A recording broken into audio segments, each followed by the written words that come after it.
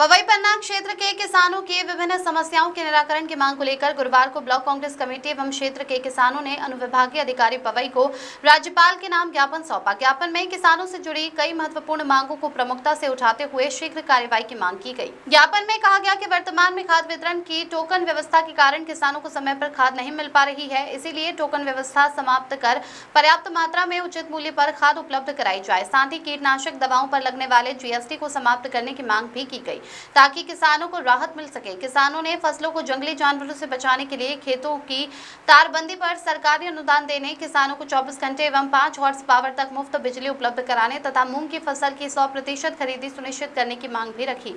इसके अलावा किसानों का कर्ज माफ किए जाने की मांग भी ज्ञापन में शामिल है। ज्ञापन में पवई क्षेत्र स्थित JK सीमेंट फैक्ट्री से निकलने वाली रासायनिक धूल के कारण फसलों को हो रहे नुकसान का मुद्दा भी उठाया गया।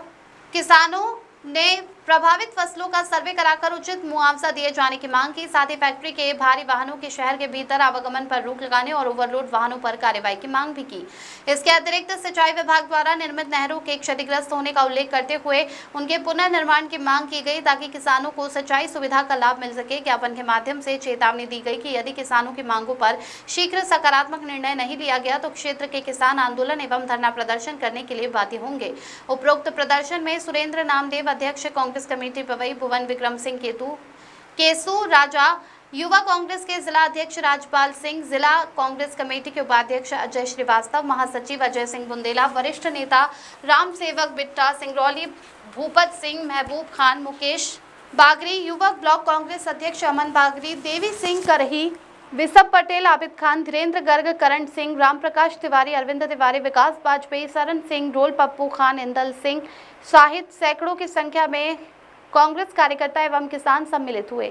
शिवानी गुप्ता की रिपोर्ट। बहुत अच्छे से जानकारी होगी। लगातार पवई क्षेत्र के किसानों को समस्या जा रही है, खाद समय पे उपलब्ध नहीं हो रही है, जो उपलब्ध हो रही है वो उटपटांग दामों पे उपलब्ध हो रही है, बीज उपलब्ध नहीं हो रहे, बिजली नहीं रहती, पानी नहीं समय पे मिलता। तो ये जो सारी समस्याएं किसानों की हैं उसको लेकर के आज हम लोग SDM कार्यालय में आवेदन देने के लिए आए थे। दुख का कारण है शायद SDM मैडम मिल नहीं पाई, उनकी व्यवस्था है और कांग्रेस परिवार वालों का बताना है कि वो कभी नहीं मिलती, कि लगातार शायद ये 8-10 कार्यक्रम हो चुके हैं, SDM मैडम नहीं मिलती। तो ये एक तरह से दर्शाता है कि किस प्रकार से प्रशासन जनता की मांगों को लेकर, विपक्ष को लेकर पूरी तरह से अपने ही मत में चूर है और गंभीरता से नहीं ले रहा है। इस विषय पे हम लोग और चर्चा करेंगे कि प्रशासन को के ऊपर पर्याप्त दबाव इस प्रकार का बनाया जाए कि वो जनता की मांगों को, विपक्ष की बातों को गंभीरता से सुने और उस पर कार्रवाई करें। किन किन विषयों पर मांगे की हैं आप लोगों ने ज्ञापन के माध्यम से? किसान आंदोलन, हमारा किसान आंदोलन इस बात को लेकर था कि खाद जो थी पहले 900 रुपए 1000 के आसपास हुआ करती थी, आजकल 2000 के ऊपर निकल गई है। और खाद का भी एक सिस्टम है कि वो पहले जितनी किसानों को चाहिए थी वो खाद भी नहीं मिल पा रही है। दूसरी बात मतलब आप कीटनाशक दवाइयों का भी जो जिस पे GST लगाई गई है, अगर इसी हिसाब से GST लगाई जाएगी तो किसान क्या उगाएगा, क्या खाएगा और क्या उसके पास बचत रहेगी। जबकि सरकार ने आने से पहले एक ही बात रखी थी कि किसानों की हम आय दुगनी करेंगे।